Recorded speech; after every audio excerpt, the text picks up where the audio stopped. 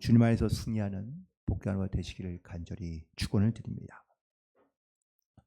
혹시 최근에 여러분에게 감동을 준 사람이 있습니까? 아니면 내가 다른 사람에게 감동을 주신 적이 있나요? 우리는 살아가면서 다른 사람으로부터 감동을 느끼며 살아가는 것이 쉽지는 않습니다. 또 반대로 역시 나도 누군가에게 정말 그런 진실한 마음에 감동을 주며 살고 있는가라는 것을 생각해 보면 그렇지 못한 경우도 많이 있는 것 같습니다. 오늘 성경에서 예수님의 마음을 감동케 하는 한 사람이 등장하게 되는데, 그는 또 놀랍게도 예수님의 동족이며 혹은 또한 예수님의 잘 아는 누군가가 아니라 정말 예상 밖의 사람인 바로 로마의 백부장이었다라는 사실이죠. 오늘 이 로마의 백부장에 대한 이야기를 하면서 이 로마의 백부장은 과연 어떤 사람이었을까라는 것을 한번 묵상하지 않을 수가 없습니다. 이 로마의 백부장이 믿음을 칭찬을 받았는데, 또 예수님의 마음을 감동시켰는데, 근데 이 예수님의 마음만 감동시키고 또한 단순히 믿음이 좋았다라는 것만 알고 있는 것이냐? 아니요, 그렇지 않습니다. 이 로마의 백부장의 믿음을 우리가 보기 전에 먼저 이 백부장의 성품을, 인품을 우리가 먼저 볼 수 있게 되는데, 첫 번째 이 백부장의 인품을 알려주는 표현 중에 하나가 바로 자기의 종을 사랑했더라라는 말입니다.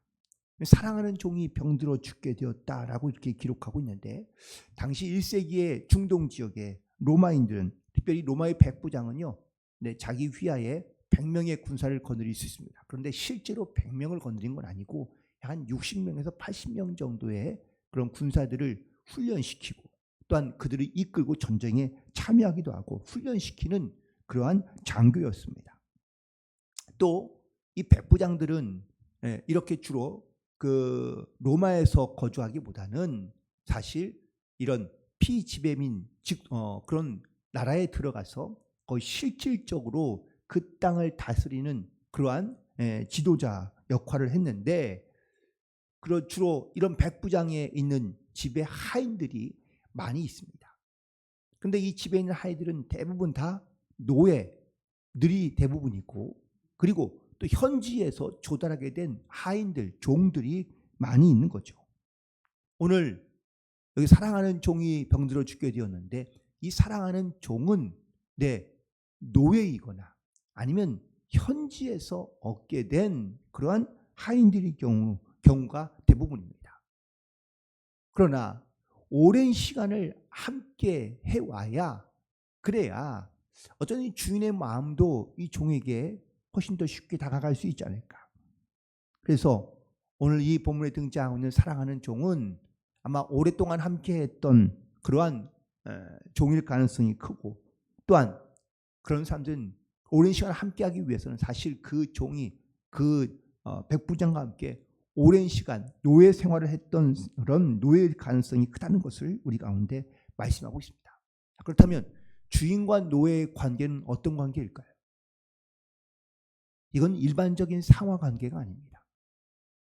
노예는 사실 당시의 풍습에 따르면 그냥 짐승보다도 못합니다. 종이 죽었다고 여러분들 슬퍼하며 애통해하는 주인이 얼마나 있을까요?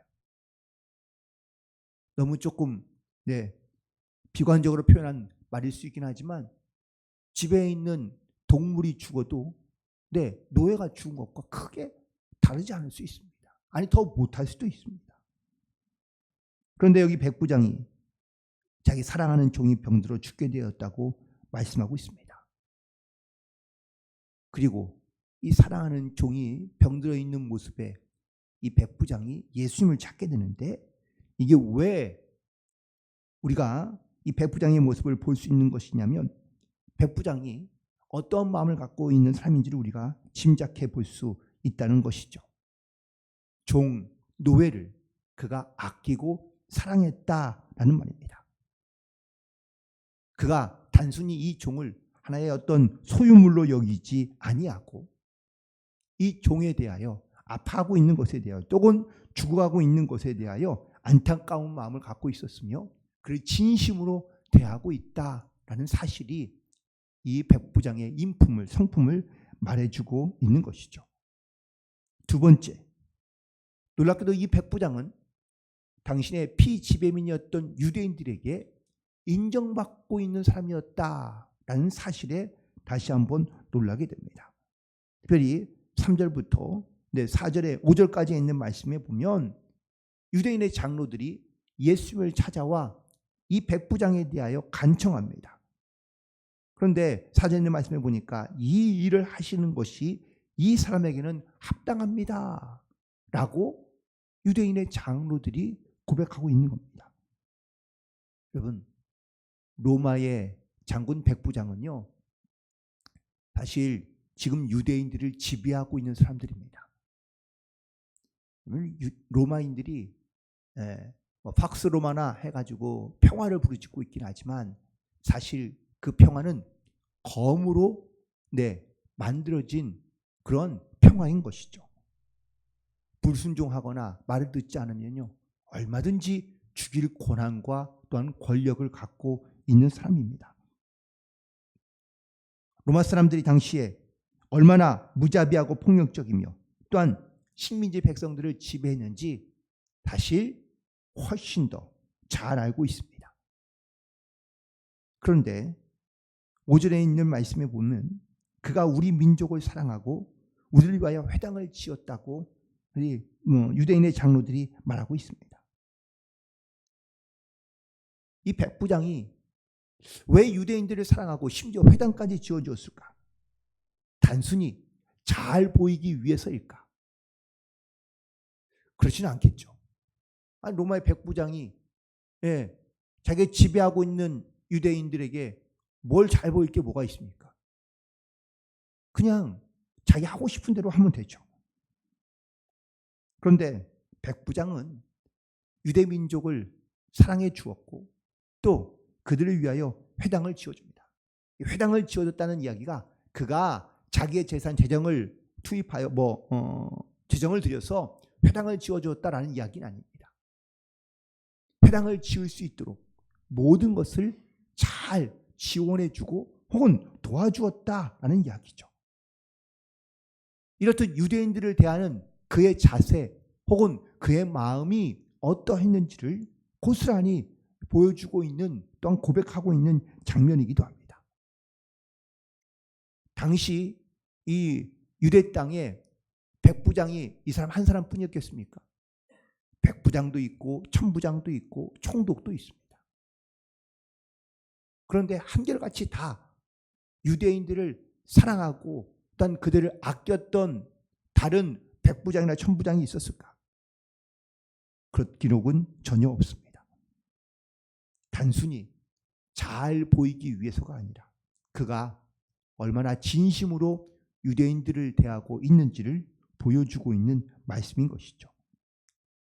이런 사랑과 혹은 또 이러한 인격적인 대우를 받고 있는 유대인들의 장로들이 예수님께 와서 그래서 이 백부장의 하는 이 백부장의 종의 병에 고치는 일을 합당하게 여기고 오히려 적극적으로 예수님께 와서 이 일을 행하는 것이 옳습니다라고 말하고 있습니다. 누군가가 나에게 진심으로 다가오고 또한 위해주는 마음을 우리가 느끼게 되면 사실 우리의 마음도 부드러워지고 녹아질 수밖에 없는 것이 분명합니다. 백부장의 이 진심으로 대하는 자세와 마음 또한 유대인들을 위하는 그 모습을 볼 때 처음에는 이 관계가 전혀 그런 관계가 아니었겠죠. 로마인과 유대인 이거는 싸울 수밖에 없고 또한 서로 미워할 수밖에 없는 관계이지만 백부장이 이렇게 따뜻한 마음을 가지고 그들에게 진심으로 다가갔을 때 미워하던 유대인들의 마음이 녹아지게 되었고, 또한 이 백부장을 통하여 많은 유대인들이 이 백부장을 존경하고 사랑하게 되었다라는 사실입니다. 누군가의 불편한 관계가 계신 분이 있습니까? 물론 그 안에 여러 가지 많은 원인과 이유가 있긴 하겠지만, 이 불편한 관계를 해결할 수 있는 방법은 과연 뭘까? 그 바로 내가 먼저 진실한 마음을 가지고, 그리고 정말 그를 사랑하며 위하는 마음을 가지고 다가가기 시작하면 반드시 그 어려웠던 불편한 관계가 회복되는 놀라운 역사가 나타나게 될 줄로 믿습니다. 그리고 세 번째는 겸손한 사람이며 배려할 줄 아는 사람이었다라는 사실입니다. 우리가 살면서 깨닫고 느끼는 거지만, 이렇게 다른 사람에게 먼저 진심으로 다가가고 또한 위할 줄 아는 사람의 대부분의 특징은 겸손하다라는 사실입니다. 주로 자기중심적으로 살아가는 사람은요, 겸손한 사람이 없습니다. 남을 먼저 생각하고 남을 먼저 배려할 줄 알고 진심으로 다가갈 줄 아는 사람들은 참 신기하게도 겸손한 사람이 많습니다. 이 백부장의 겸손한 모습을 또다시 한번 보여주고 있는 장면이 바로 6절부터 7절까지에 있는 말씀입니다. 예수님이 이제 이 유대인의 장로들의 이야기를 듣고 백부장이 집에 가고 있는데, 집에 오기도 전에 다시 또 자기의 친구들을 보냅니다. 그리고 누추한 집에 오실 필요가 없고 그냥 여기서 말씀만 하시면 좋겠습니다 라고 이렇게 이야기하는데요. 이 백부장은 왜 예수님이 자기 집에 오는 것을 이렇게 거절하고 있거나 하곤, 또한 왜 오시지 못하도록 하고 있는 걸까요? 저는 오늘 말씀을 묵상하다가 이 백부장이 어떠한 마음으로 예수님을 자기 집에 드리는 것을 이렇게 두려운 마음보다는 왜 이런 마음을 갖고 있었을까라는 것을 묵상하다가 유대인과 이방인의 차이가 어떠하다는 것을 이 로마의 백부장이 잘 알고 있었기 때문이지 않을까. 로마의 백부장은요, 이방인입니다. 그러면 이방이라는 것이 무슨 뜻입니까? 단순히 하나님을 믿지 않는다라는 말이 아니라 그가 갖고 있는 생각이나 문화, 생활의 습관이 유대인의 풍습을 따르지 않고 있다라는 이야기입니다. 다시 말하면 유대인들은 정한 것, 즉 깨끗한 것과 부정한 것이 구별되어 있습니다. 부정한 것은 만지지도 말아야 되고 심지어 보지도 말아야 됩니다. 그런데 로마의 백부장은 이방인입니다. 유대인의 정한 어떤 율법대로 살아가는 사람이 아닙니다. 예수님을 자기의 집에 모시려 하니 이 로마의 백부장이 자기가 얼마나 부정한 사람이라는 것을 깨닫게 되는 거죠. 적어도 유대인의 율법에 의해서 로마인 이 백부장은 부정한 사람일 수 있습니다. 그렇다면 부정한 사람에 있는 집에 예수님이 들어가면 예수님은 어떻게 돼요? 예수님도 부정한 사람이 되는 겁니다. 왜냐하면 유대인의 율법에 부정한 것을 만지거나 부정한 장소에 들어가면 그도 부정해지기 때문에 그렇습니다. 로마의 백부장이 결국은 자기를 생각한 것이 아니라, 물론 자기의 종이 병들어 죽어가고 있어 이 종의 병을 고치기 위하여 예수님을 초청했지만 더 깊이 있게 생각하고 묵상해 보니 이 일로 인하여 예수님이 원치 않게 해를 입거나 부정해지는 것을 이 백부장이 원치 않았다는 사실입니다. 그래서 예수님을 오지 말라고 말씀하고 있는 겁니다. 그리고 그가 예수님께 고백했던 말은 밖에서 또한 집에 오시지 않고 지금 이 자리에서 말씀만 하셔도 내 종의 병이 낫겠다고 고백합니다. 예수님은 이 말씀에 충격을 넘어 감동을 받으신 거죠. 그리고 말씀하시기를 이스라엘 사람 중에서도 이만한 믿음을 만나본 적이 없다라고 말씀하십니다. 예수님께서 말씀하시는 그 믿음, 이만한 믿음이란 그 말 속에 그냥 단순히 백부장이 갖고 있는 어떤 믿음에 대해서만 말씀하시는 것이 아니라 이 백부장이 보여주고 이 백부장을 통해서 많은 사람들이 느끼고 있는 이 감동적인 그런 모습에 대하여 예수님께서 칭찬하고 있다라는 사실입니다. 그렇다면 오늘 말씀 묵상하면서 그러면 백부장이 어떻게 이런 믿음을 갖게 되었을까? 너무 궁금하지 않을 수 없습니다. 물론 성경에는 백부장이 어떻게 이런 믿음을 갖게 되었는지에 대해서는 말씀하지 않고 있습니다. 그러나 백부장이 이런 믿음을 갖게 된 이유는 바로 고통스러운 상황과 또한 고통스러운 순간을 통하여 그가 깨닫게 되었다라는 사실입니다. 더욱더 또한 그가 이런 믿음의 주인공이 될 수 있었던 사실은 심지어 자기의 고난, 자기의 고통도 아닌 종의 고통과 종의 아픔이지만 그 종의 고통과 아픔을 자기의 아픔으로 느끼고 있으며 자기의 고통으로 여겨 그것을 함께하고 있다라는 사실입니다. 여러분, 누구나 다 사람은 똑같습니다. 내가 고통받고 내가 고난받고 싶어하는 사람이 과연 누가 있습니까? 아무도 없잖아요.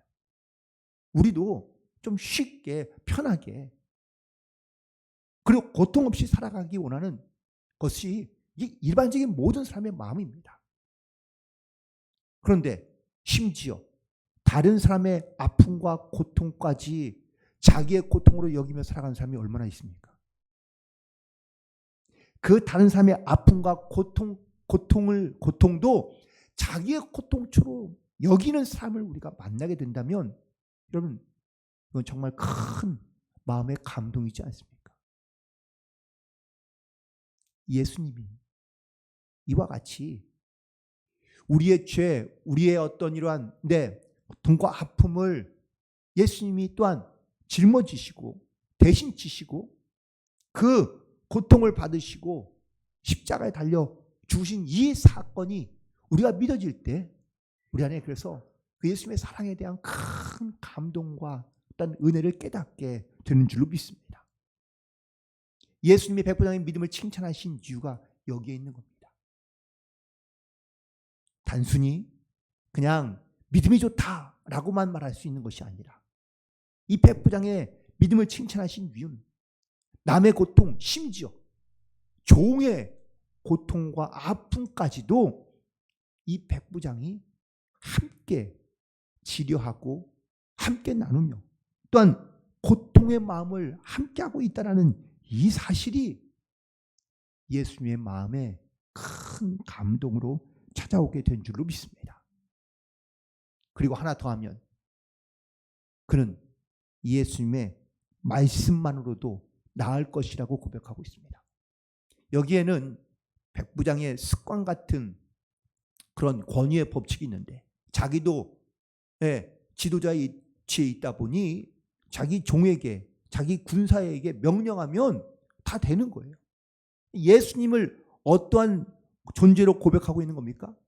하나님의 아들이시니 당신도 거기서 말씀만 하면 그러면 굳이 여기 오지 않아도 나을 수 있지 않느냐? 당신은 세상을 다스리는 자이며 생명을 주관하는 자이신 줄 내가 믿으니 말씀만 하면 낫겠습니다라고 고백하고 있는 겁니다. 여러분, 이런 권위에 대한 믿음의 고백도 우리 가운데 반드시 있어야 될 줄로 믿습니다. 아주 단순한 논리이지만 이 단순한 논리가 백부장의 믿음을 바로 보게 하고 또한 이 믿음의 고백이 예수님의 마음을 크게 감동시키게 된 줄로 믿습니다. 결국 이 백부장의 믿음처럼 오늘 본문 10절에 있는 말씀에 보니까 집에 돌아가 보니 종이 이미 나았더라 라고 기록되어 있습니다. 믿음대로 말씀대로 된 줄로 믿습니다. 바라고 원하기는 오늘도 우리가 이 백부장의 믿음을 보며 우리도 이 백부장의 마음을 가지고 살아갈 수 있게 되기를 간절히 소망합니다. 우리가 단순히 믿음만 예수님께서 칭찬하신 것이 아니라 이 믿음을 칭찬하기에 앞서 백부장의 인격, 또한 그의 삶의 자세, 삶의 모습을 보고 이미 벌써 예수님께서 감동을 받으신 줄 믿습니다. 그리고 그가 정말 그 자기의 고통과 아픔 때문에 찾아온 것이 아니라 남의 고통과 남의 아픔을 자기의 것으로 여기고 있는 그 귀한 마음, 그리고 예수님의 권위를 알고 그 권위에 순종할 수 있는 그런 이 믿음의 고백이 예수님의 마음을 감동시킨 것처럼 오늘 우리도 하루를 살아갈 때 이런 권위에 순종하고 주님의 마음에 감동을 줄 수 있는, 나를 통하여 내 주변과 내 가까이에 있는 모든 사람들이 이런 변화된 삶을 살아가는 믿음의 주인공으로 오늘도 주님과 동행하며 승리하는 복된 하루가 되시기를 주님의 이름으로 간절히 축원을 드립니다. 기도하시겠습니다.